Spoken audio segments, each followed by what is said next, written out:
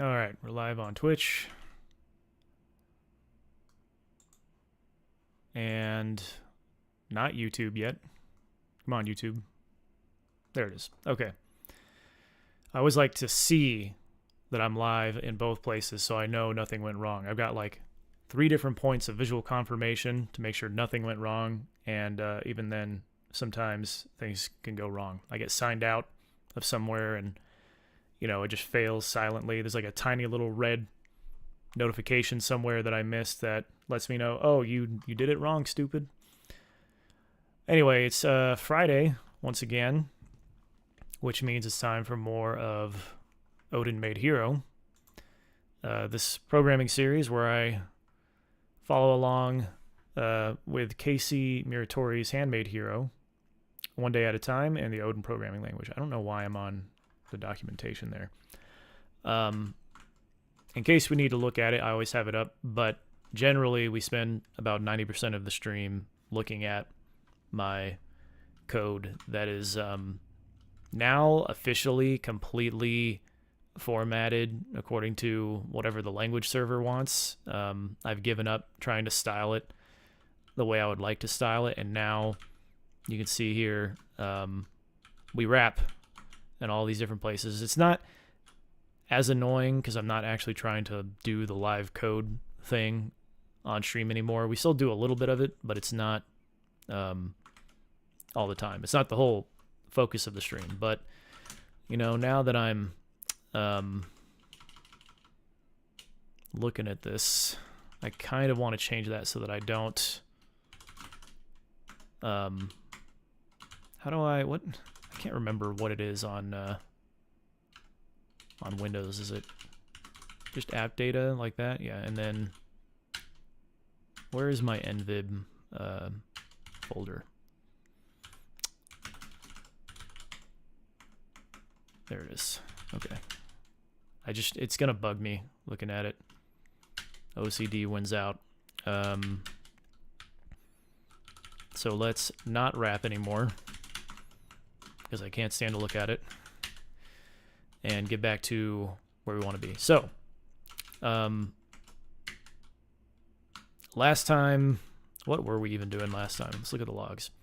That's right. So we finally created our push buffer renderer. We got started with the rendering stuff, right? After spending a lot of time working on filling out ground textures and splatting them all over the world, and then aligning them with ground chunks and then getting them seamless, we spent some time creating these render entry types along with this union here that we now have to represent kind of a generic or abstract idea for a group entry. And then we have these more concrete types that actually represent this thing that we want to push into the push buffer, which we then go ahead and render. And so if we just take a look at that, I don't think really anything, visually is being done differently. It's just now we're using that push buffer to kind of give us this, what did Casey call it again? It was a intermediate representation layer, right? So that way it can be adjusted, or it can be extended to fit whatever the specific targets are that we have in mind down the road. It kind of insulates the rendering layer, right, of the code base away from all of the sort of game logic specific stuff. And coming from the web world, where I think of like controllers versus layouts or views, right, versus models, like that, those kinds of separations just intuitively make sense to me. But it's a little bit different with games, right? Because, and this is something that Casey points out often enough, and that is the fact that games are real time. There are some aspects of games which, depending on the game design, it doesn't have to be real time, right? If it's like turn-based or something like that. But generally speaking, you always have to be, continuously updating the game every frame and propagating those updates to the screen. Whereas, coming from the web world, and also just not even necessarily dealing with a web front end, but dealing with like data, like you just have these discrete, generally, it's not always the case. Sometimes you're doing some real-time streaming stuff, right? But generally, you've just got one update to a database, and then you propagate that update to the screen, and then it's static until the user, clicks something and navigates off of that. Or maybe you have certain elements of the page, like different numbers that get updated as data is changing in the background. Maybe that's kind of real time, but generally it's you're only seeing those updates happen when something discrete happens on the back end, right? Anyway, getting a little off topic there, but it just helps for me to kind of relate things back and forth to see where the commonalities are, so I can have some sort of common ground to reason through all these things that are going on in Handmade Hero as I work through each day. So that's that. If we then, and I finally decided to create branches for each individual day. If we jump into day 90 here now, you can see I've got a day 90 branch instead of just using these checksums or whatever. And having to remember which one was that, which day did that correspond to. So now we can jump around a little bit more easily. So if I bring up the notes here for day 90, like I was just saying, we got our render group idea going, but we weren't actually doing anything with the clear command, right? It was blank before. And so the first thing that Casey tackles in day 90 is just adding a draw rectangle call inside of this switch statement for the clear case, so that we can clear the whole screen to whatever we want to clear it to at the beginning of each frame. But the first thing that came up in day 90 before he got into any code was, how he gets grumpy dealing with other people's code and having to understand how they do things in a code base, right? Or design decisions they make with code and all these things. And I know I've heard him talk about it before, and that is that he likes to do things his own way in a part of the code, whatever project he's working on, where he's totally insulated from everybody else's tragic mistakes, right? I have probably been fortunate enough to be in that position 50% of the time.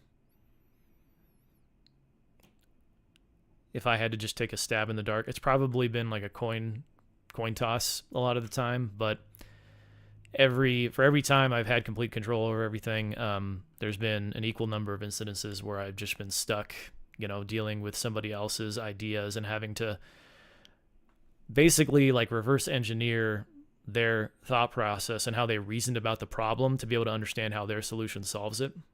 And when I've asked people questions in the past about why they got to the solution they got to, I get the blank stare and no words in response. It's usually something like, "What do you mean? Just read the documentation." I've literally gotten responses like that when I've asked about people's solutions and how they came to the conclusion, not trying to pick it apart or talk down to it, but just trying to understand it so that I know how to work with this thing, with the solution they've built. And I get responses like, "Just read the documentation." It's like, your project doesn't have documentation.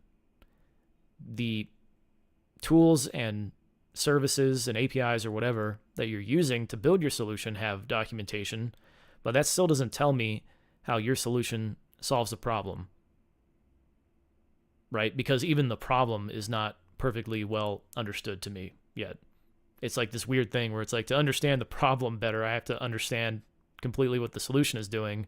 And if you just tell me to figure it out, idiot, that's not helpful. So that aspect of having to deal with other people's work and how other people do things has definitely rubbed me the wrong way on occasion, but I do my best to compartmentalize that sort of thing. And it's also why doing something like this project is a little bit liberating, because I do get to have that total. You would hope that when you're implementing a solution that your way of reasoning about it and coming up with the solution would be obvious to everyone, but that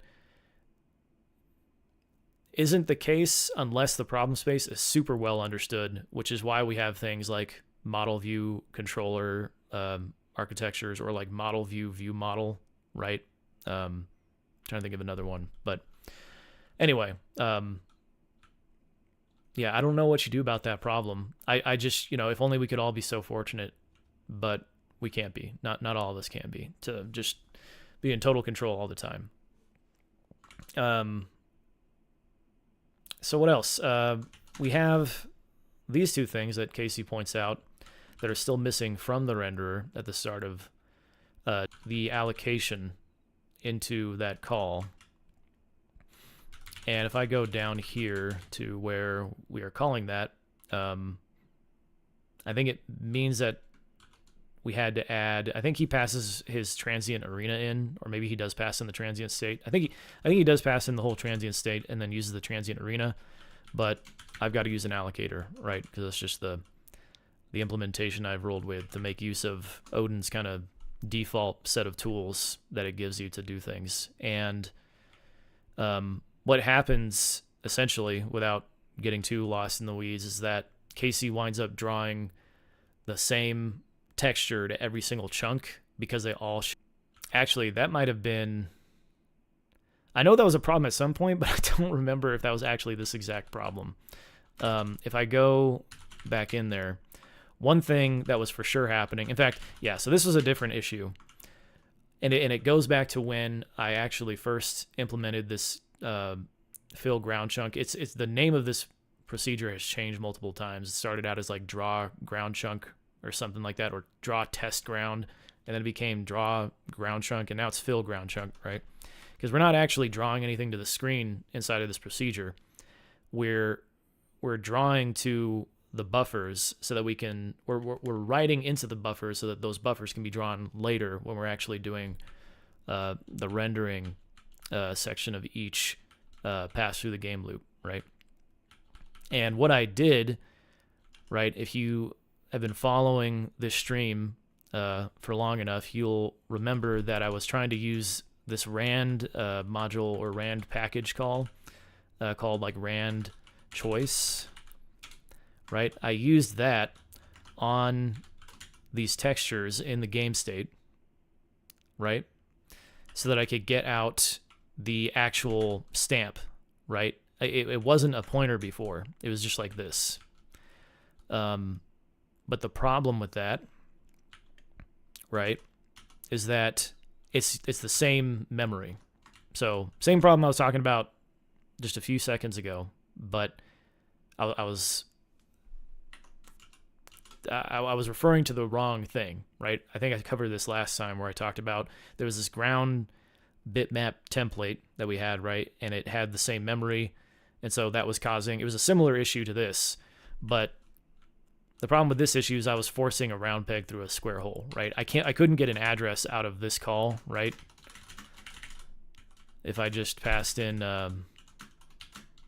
this slice right here. I wonder if you can do it without taking, yeah. So you have to grab the slice of this slice of ground textures, but you can't actually get an address out. So I had to do things this way, where we're just getting an index, right? That's is no longer than the amount of textures that we have for each environmental thing, and then getting the address out of that. I feel like I should be able to get an address out of this call, but I can't. And so it just, all that it means, right, is that this code is not as clean as we'd like it to be. But you know what? Sometimes there's nothing you can do about it, and that's just too damn bad. I'm sure there's a more graceful way to do this, but looking at it now, I just don't care enough, right, to go and hunt that down, because we've got bigger and better things to do. So that's all that was. It wasn't an issue that Casey had. It was an issue that I had. So either time, when I see when something's going wrong on Casey's end, I like to call it out for myself so that I can, look at, okay, these are the things that Casey did which led to this eventual bug or issue with the code happening as we're continuing to change it, versus, when I make a change that's different from what Casey does and how that eventually backfires on me. So pushing the ground buffers and drawing the ground buffers into the renderer, right? The renderer that we're implementing forces me to make that change. So I'm actually taking the address, and then we're pushing that bitmap into the render group, right? Because before, if this isn't a pointer right here, And it wasn't an issue for the, or maybe it was. I think it was for the tufts. Both of these loops where we're drawing all this in. It was passing in, because I was just taking the address of this, right? This thing right here. But it's always going to be, I guess, the last address in the last iteration of this for loop, I suppose. Anyway, nothing too exciting. It's just pointery stuff that I think a really seasoned, low-level programmer probably would have seen coming a lot sooner than I did. But I'm getting, every time it happens to me, I realize, oh, okay, don't. If you see Casey using a pointer, just do whatever you can to make that still be a pointer. Because every time I've not done that, it's bitten me somehow. It happened a while ago with the world stuff too. Oh, the stream dropped. Yeah, it looks like we're at 5%. Says I'm back. Okay. Okay, good. Wow, we are, somehow we're already 20 minutes into the stream. Okay. So yeah, and then, after, let's see. Yeah, so putting the fill ground chunk stuff, having that use the renderer, and then same thing with the outline call. I guess I could go and look at where that's happening. I can't remember. It would be, it would be down here when we're handling all of that, right? I'm in the wrong file. That is still the wrong file. Get it together. So right here, I think this code was all just commented out, right? Casey shows just pushing this draw into the render group, and it's just a rectangle outline that is created by just drawing multiple four narrower rectangles, right? So it's kind of, what it's doing is it's actually creating 4 draw commands for each of those rectangles underneath the hood in the renderer. Nothing too crazy there. And from there, Casey goes into, I think, a bit of a blackboarding session, right, where he talks about some different things that are like just more about the math of using different vectors to create like a new coordinate system in the world that we have already, in the world coordinate system we have already, right? To do scaling and rotation. That's really the whole impetus for all of this work that happens in days 90 and 91. And, I'm not going to be able to explain it as well as he could. And even he will tell you that, he's not a mathematician or anything. So I don't want to worry too much about trying to get that across. I'm more focused on the code, right? But we'll be able to actually see a little bit more of this in action once I toggle over to the day 91 notes. So, but before we move on, I do want to run this and show that we do have the spaces drawing and the chunk sort of grid drawing. But the one thing that I think I did mention up here, as far as doing those ground chunks, right? Doing that work to get the ground chunks, the grid, outlining them, showing. One thing that I think Casey misses, and I don't know when he finds out again, is that by pushing it into the renderer, the Y is not being inverted properly. So his code actually doesn't do that. And so if I run this, I think you'll actually see that mine does. I'll have to go in and comment out. In fact, what I should do is just run it over here and then see if my live code editing is still working. It's always nice to make sure that I didn't break that somehow. So you can see here now that the spaces being outlined in the renderer are part of the it's part of the renderer now, and then also this yellow grid here showing the ground chunks, and they're seamless, and it's kind of hard to tell, but I'm pretty sure Casey's is seamless going across, right, like this, along the x-axis, but not along the y-axis, right? It's all flipped around. So if I stop drawing the grid, got to remember where I'm even doing that. I think that's, is that actually in the loop where it's all being filled, or is that, okay, it's every single time, right? Yeah. So if I do that and then rebuild, now we see that we're not drawing the grid anymore.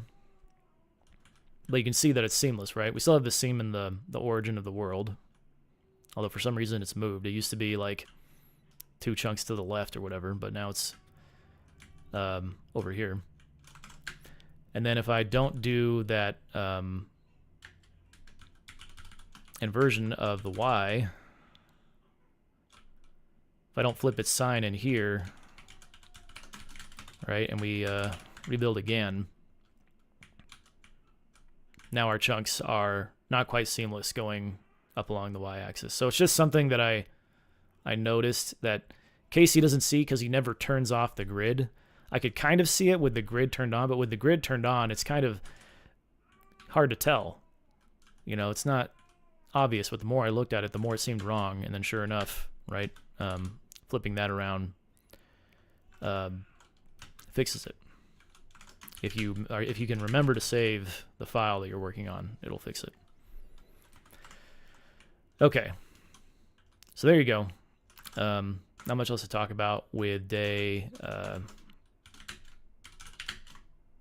90.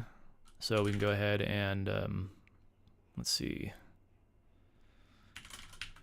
What am I trying to do here? Let's get rid of all those changes and switch to day 91. Okay, so day 91. Let's pull up the notes here. That's right. He talks about linear independence in the previous stream and then thought it was not really relevant, and then he decided it was kind of relevant. And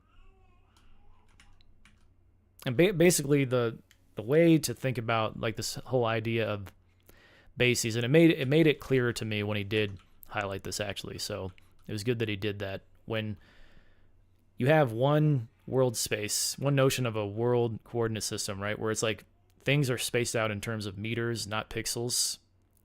And so you have to think of things in those terms and converting them back and forth.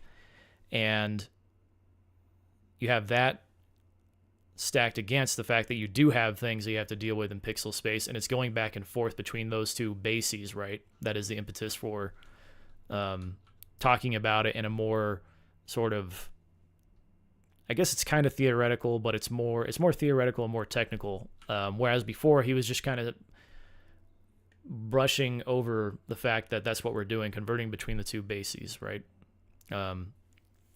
He kind of glosses over that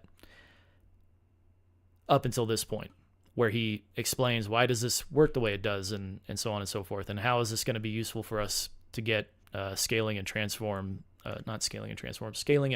rotation into the renderer. And then he talks about how we're actually going to scale, right? He breaks down an equation there to get our a prime. We need to take the origin and add ax times x plus ay times y, and that would be, we'll have to actually go look at the code so I can remember what these are. I don't always remember to actually define what all these variables are in these equations. I just see an equation that is actually the thing we'll use in the code, and that tends to be the thing that I go over. Like I've said, ever since we switched to this format, I try not to follow the notes too closely because they're just not very good, not very thorough. So we add this basis, right, that has the origin, the x-axis, and the y-axis baked in that we'll use to then go ahead and do the scaling and rotation, which, you know, if you actually watch Handmade Hero, you know, he breaks it all out and does it line by line so you can see. It's more about the intuition, right? Like, I'm not going to be able to get from thinking about terms and vectors to have an understand. Like I just have, I can see once I actually write the code, okay, this is how the logic of it actually flows, right? So we might as well just go ahead and jump into the code then. And then we can see, let's see, where is the basis? There's a render basis, but where did we actually add that? Was it in math? I don't think so. Yeah, it must have been in the main file. Nope, that's still not right. Was it not added? Hold on. Let me make sure I'm on the right day. I should be.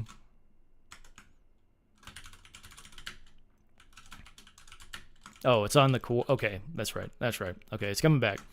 So he adds this coordinate system render entry type, and then that gets the x-axis and the y-axis, and that's what allows us to start doing some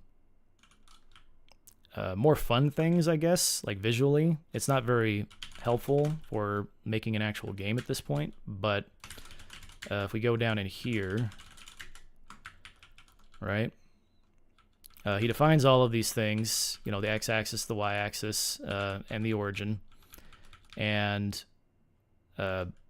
pushes a coordinate system onto the renderer, right, to be drawn later, along with these points on the system, so that he's basically like splatting out points in a grid in this new coordinate system that's being drawn into the world, right? Hopefully that makes sense. How come this is not taking me to my coordinate system procedure? That was weird. Language server's letting me down a little bit there. So yeah, and so this just works the same way that we pushed on the clear command over here, right?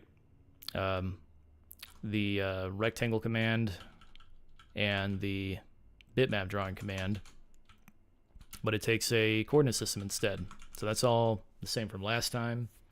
And then it takes these things that we need to then go ahead and draw. And I think this is where, no, he hasn't quite introduced this new draw command. Yeah, this is how he does it. So we just, inside of this now, right, where we're handling that render entry, we do a couple draw rectangle commands, both to draw the point, the origin where the new basis is, along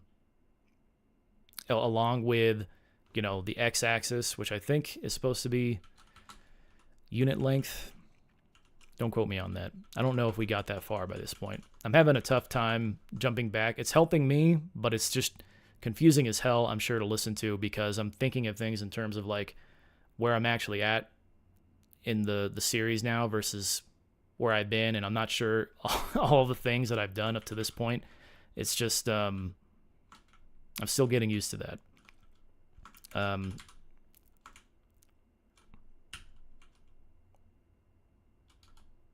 So you can see here, this is where that equation that was in the notes, right, comes into play.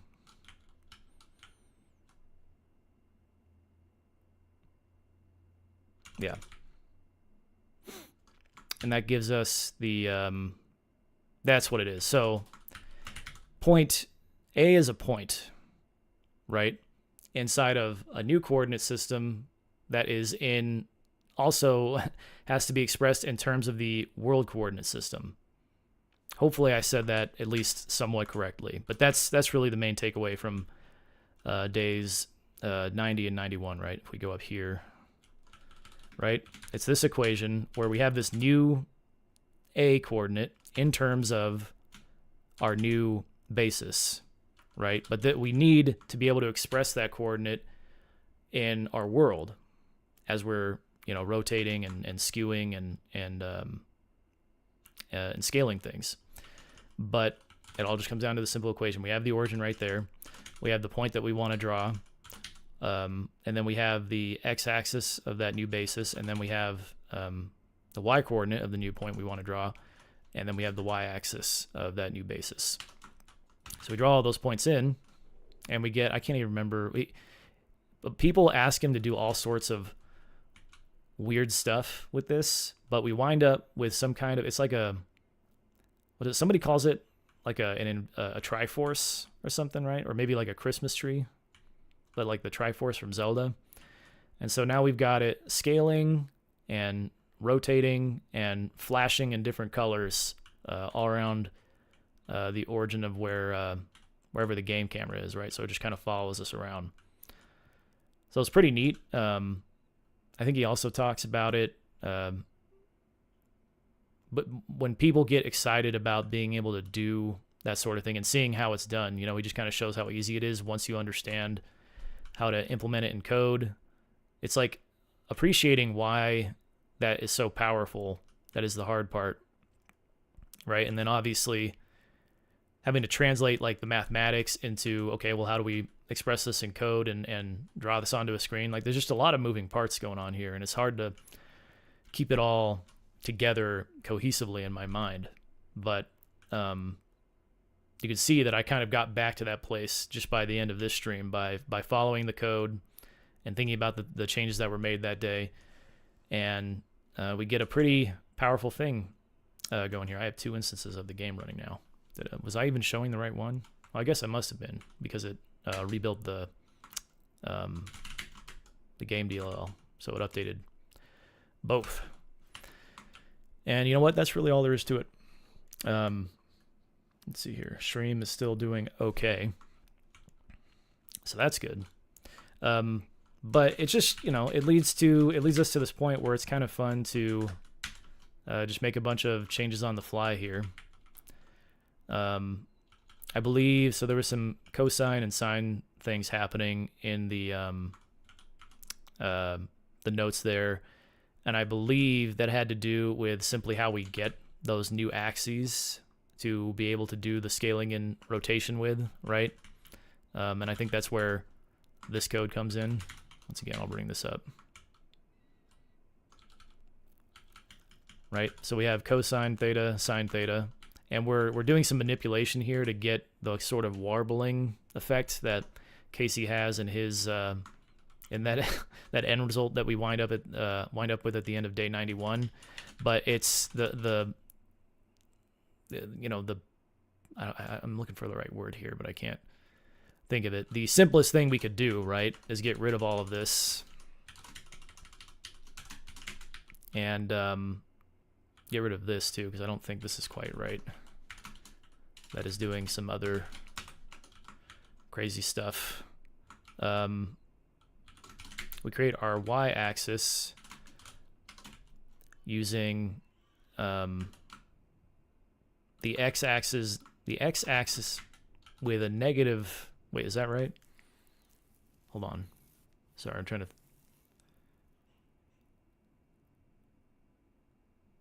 think about this really quick. Okay, I don't think that's right. He uses the x-axis to generate the y-axis. Maybe I just left it out here, because I could have sworn. Yeah, no, actually, that is right. So if we use the negative axis, God, what am I saying?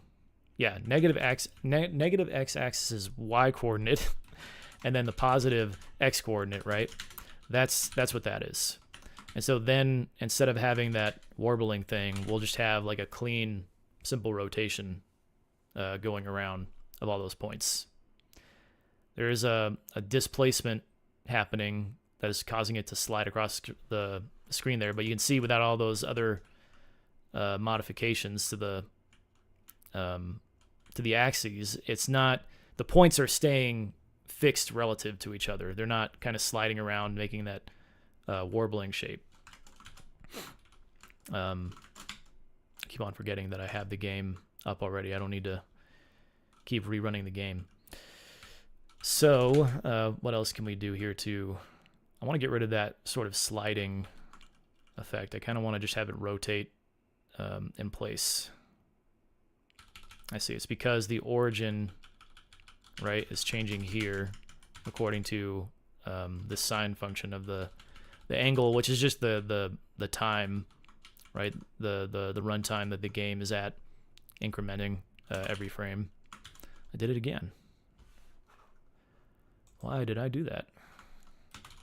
Did I not save? It's always unsettling when I start typing and I don't see anything happening. So there you see it's now actually just rotating around the origin, right? And so playing with that stuff, once the code is actually written, is what helps build that intuition for like, okay, what do I actually want to do? Like I can already see all of the ways that this is going to be helpful for creating the effects that we want to have, right? Like if we wanted to have a tornado effect, right? Like if we're running a mage character and we throw some wind at somebody and we want to see them kind of spin around or something like that, right? That's that wouldn't work too well, I guess, in a 2D game, but you can get the general idea. Like the being able to just have such fine-grained control over it is pretty fun. And it's the more I dive into this section of Handmade Hero, the more the potential rewards can be. It's just trying to make sure that I have a good enough understanding of like the foundational stuff going on here to where I can make changes without having to just throw stuff at the wall to see what sticks, right? That's what's, I think, it's a double-edged sword, because if I was to just go off and try and write a game at this point, knowing what I know, I'd probably get decently far into doing something that I think is kind of interesting, but then I just don't know what I don't know when I have to go and implement something specific. And this is like a way that people use Handmade Hero that I've read, a lot of people like it for, is that they wait until they do get stuck on something, and then usually there's some part of Handmade Hero that is that covers that thing that they're stuck on, and then they just follow those episodes. But for me, since I don't actually have a vision for a game in mind, it's just kind of all it's a little bit, not a little bit, a lot of it is academic at this point, until I do feel like I'm at that place where it's like, okay, we can go and prototype some game ideas. But another thing that I keep talking about, and I actually wanted to mention something here before I wrap up today's stream, because I found there's this episode of this YouTube channel, whatever, called the Game Engineering Podcast. It's very aptly named because it's a lot of game engineering talk, but this was just posted not too long ago. I guess it might be like the most recent. This was posted within the last week, and the host of this podcast, he interviews someone by the name of Ryan Ike, who has worked on music for games. This is totally unrelated to what we've talked about this whole stream so far, but I just had to mention it every now and whoops, because my head has been inside of music a lot recently. Let's see if I can I show this in on the stream, if I can figure out how to use my computer correctly. So the Game Engineering Podcast, Ryan Ike breaks down music and sound design for games, and he talks about just having to collaborate with programmers and what he does. And with my head getting more and more inside of music lately, I think it was just a really cool talk. So if anybody that comes across this has any interest in specifically like the sound and music elements of games, listening to this guy talk about what he does was pretty cool for me, because it's exactly, I think, the direction that I'm starting to lean more in. I don't know. I'm so torn between graphics and sound. I want to do both, but they're both, you could easily spend an entire career on just one of those disciplines, right? So at some point you just kind of have to choose something and and stick with it. But I think one thing that is helpful in just following the curiosity that you have with these things is that, like, being somebody that is a musician and also programs, I could talk to Ryan if I was to ever work with him and be able to communicate about things much more clearly than if I had no experience, no exposure to that domain whatsoever, right? And he said at multiple points throughout the course of that episode, it's 2 hours long, so obviously it's a lot to chew through, but he said at multiple points in this episode of the Game Engineering Podcast that the really rewarding bits of what he does are when programmers kind of break out of their shell, and they are brave enough to voice like a what if we did this with the music and tied it into the gameplay. Like he contrasts that more collaborative process between people working on the game, whether they're doing music or programming or art for that matter, right? Anybody who's coming together on a project to do the work, when there's more collaborative effort in earnest, especially from the ground up, how that makes something much more cohesive versus, other projects he's had where he talks about being brought on basically when the game was almost finished and then just being told to add music to it, right? So it was just a really enlightening 2 hours for me. I listened to it, through random parts of the day while I was doing dishes or working out, that sort of thing. But anyway, hey, Hans Hardy, welcome to the stream. Fwishy, hey friend, glad I could be here. May more or less just lurk. Yeah, lurking is fine. I think that's what most people do. JNPL, what's up? Just lurking as well. Basically, the gist of what I've gotten is the transformation of world coordinate system and math for certain effects. Yeah, that's basically whatever I spent. Okay, we're not too deep in the stream. I thought we were already at like an hour at this point. But what I was trying to do my best to explain, right, is how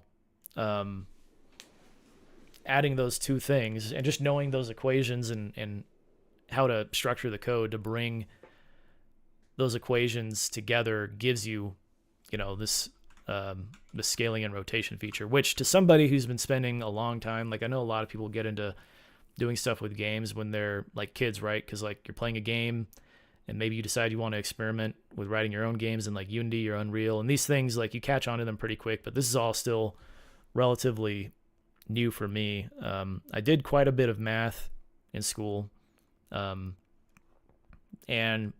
linear algebra wound up being a topic that didn't really cause the same sort of challenge for me that, like, say, calculus did. And I don't know if that's really a controversial thing. I feel like a lot of people I've talked to about it have said that they found linear algebra to be a breeze compared to calculus. But it was like weird how intuitive it was, and it immediately became a way to think about 3D space in terms of numbers in a way that you wouldn't have ever considered before being exposed to those topics, I guess. By the way, not seeing the game in the stream, but can roughly understand from what you're saying. Oh, that's not good. Was it really not showing up? Oh, you know what? Oh, that's bad.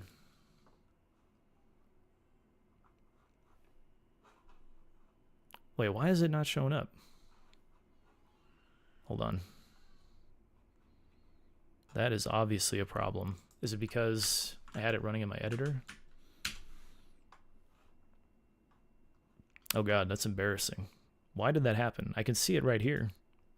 See, I said it at the beginning of the stream. You can double, triple check everything. And then, like, this has never not worked before today. Let's see here. Yeah, wow. Okay, well, that's a damn shame. The web search interface for Handmade Hero that the community put up seems very useful. Yeah, the whole Handmade community has done a really good job of making the resources really accessible. As deep as they are and as much information as there is to chug through, it's as accessible as it's ever going to be in this format. And so when I heard about Casey wanting to revamp the series, right, and make it more easily digestible, I can kind of see it, because it's like what a lot of people say, which is, that when you watch like the first 30 to 40 days or whatever, even the first like 20 days of Handmade Hero, and you haven't been exposed to any of that kind of programming before, like the way that it changes the way that you look at, working with computers and doing programming. It's extremely helpful just for that alone. Never mind all of the more deep game stuff having to do with, graphics and asset pipelines and all these other things. Yeah, so I'll just go ahead and show this again, because that's a shame. I was modifying this stuff and running it and talking about, isn't this great that you can see that? and I never bothered to glance. I could have sworn I saw it running over here. I don't know what happened there. But if I just do this, right,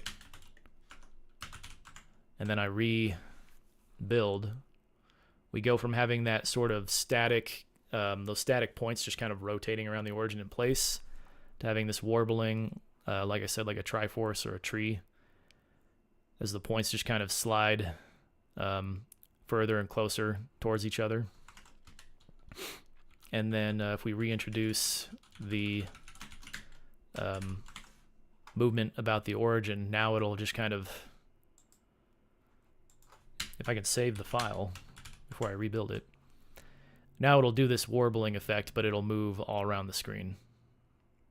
And I think that's really all I did.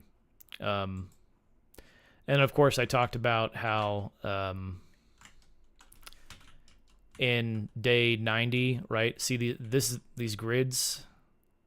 We have two grids kind of being drawn here. One is the shape of our rooms, which is outlined in blue, and then we have the yellow grid, which shows the world chunks, right? And the ground textures are all fixed to those chunks.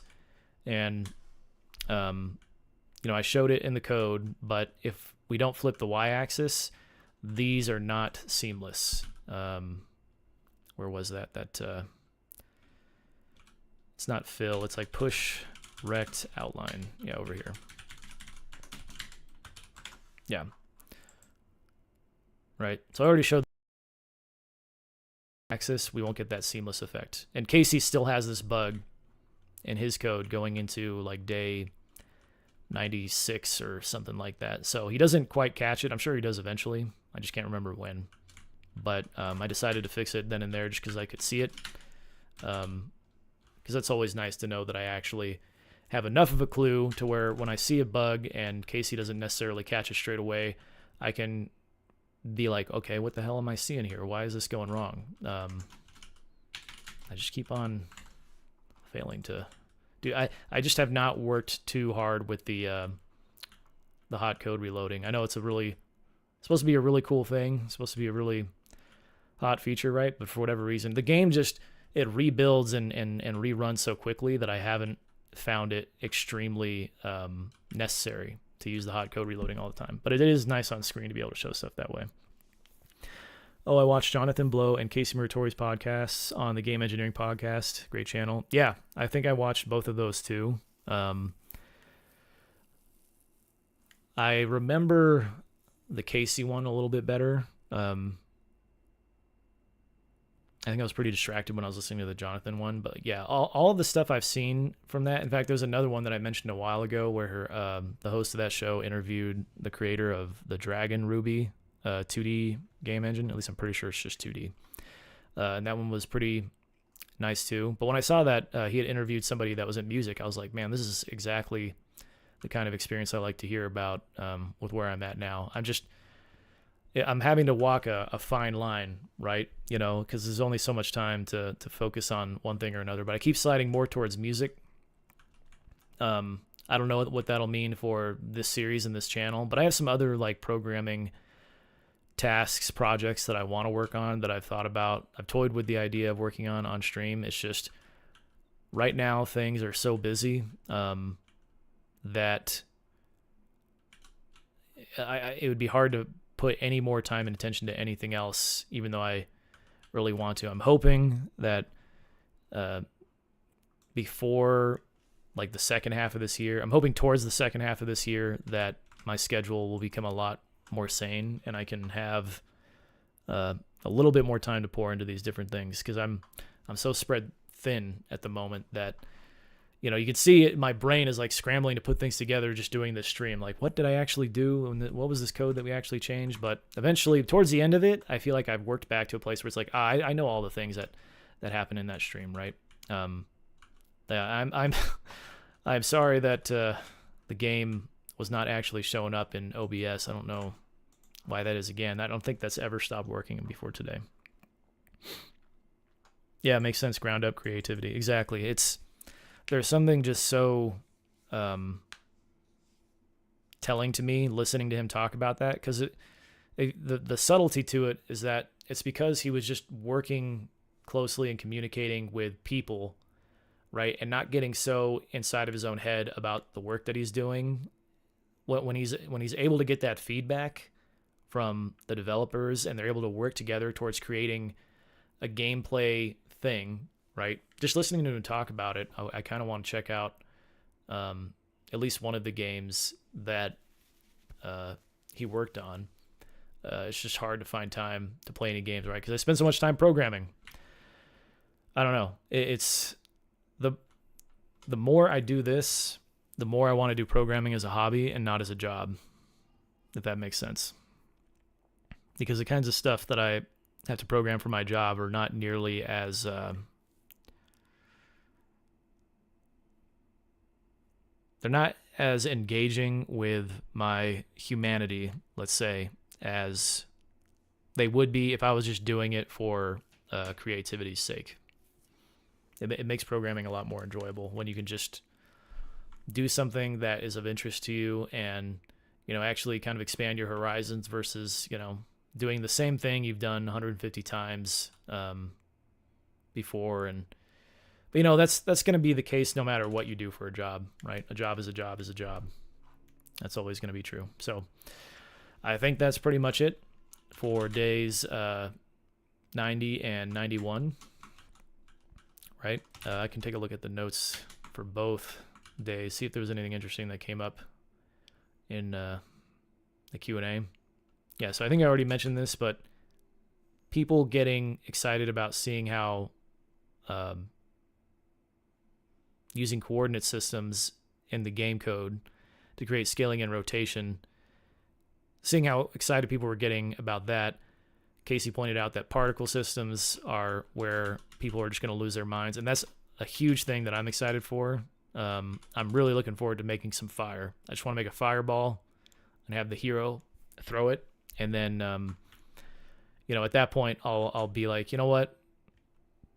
I probably got deep enough knowledge in this territory to where, like, if I did have to write games for a job, I'd probably be okay. At least, when it comes to writing graphics, having a good enough understanding of how to contribute there, working on an entity system. By then we'll have done a bunch of asset stuff. So I think there is like a natural conclusion here where I feel like I've done enough, but we're still a long ways away. And then at that point, it'll be like every so often, maybe I'll get to experiment with a very basic game idea and show that off sometimes. I don't know. There's just not enough time in the day, man. All right. So the bots have found me. That means it's time to go. Thank you for hanging out with me for another stream. I'm going to make sure I ban this.